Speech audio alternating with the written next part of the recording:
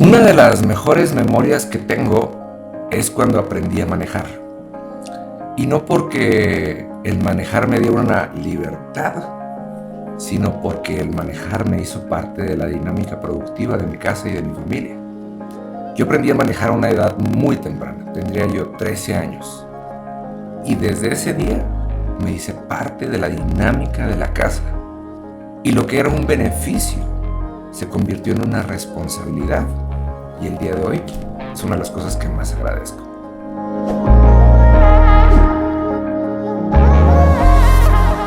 Amados, mire, me gustó mucho el pensamiento del día de hoy. Fíjese nada más.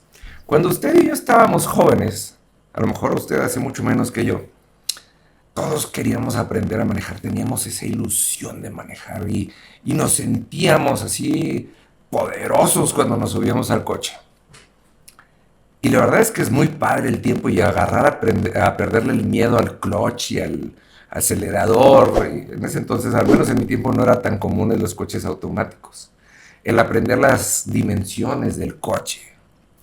Pero una de las cosas que yo recuerdo y agradezco mucho es que mis padres nos enseñaron a manejar a mi hermano y a mí a muy temprana edad. Como le decía, yo creo que debía haber tenido 13 años cuando aprendí a manejar. Pero una de las cosas es que mis padres nos enseñaron a manejar porque también ya nos habían enseñado a trabajar. Y sabían que si nosotros teníamos la capacidad de subirnos un coche y movernos, era para también agilizar la labor de la familia. Teníamos varios negocios y había que moverse. Y el beneficio de aquello que tanto anhelábamos se convirtió también en una responsabilidad que aprendimos a atesorar y a valorar. El manejar desde edad temprana nos hizo responsables desde edad temprana y nos hizo parte de los negocios de la familia. Y éramos los que llevábamos y traíamos, y yo andaba encantado porque hasta la fecha, a mis 45, una de las cosas que más disfruto es manejar.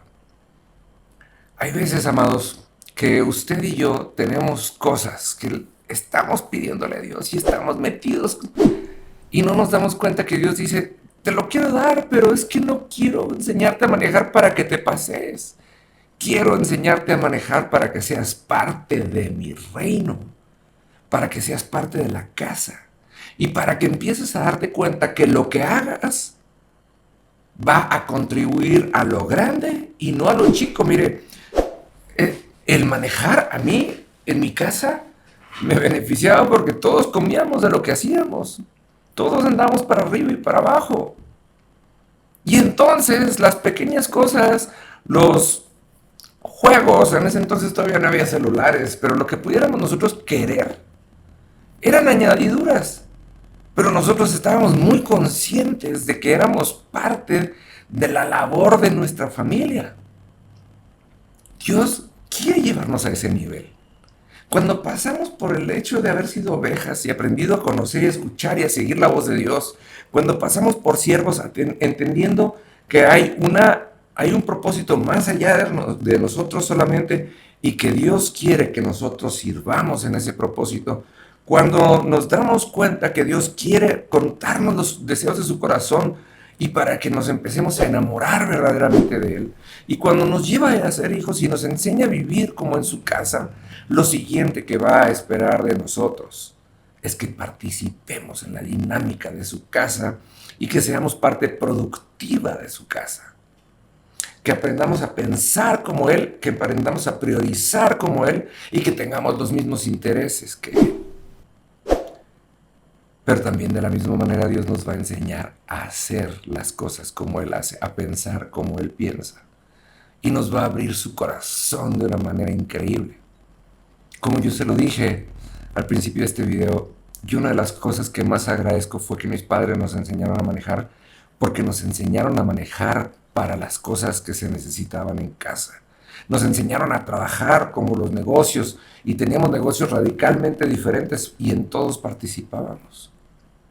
Pero por lo mismo, amados, no hubo una sola vez que mis padres nos negaran algo.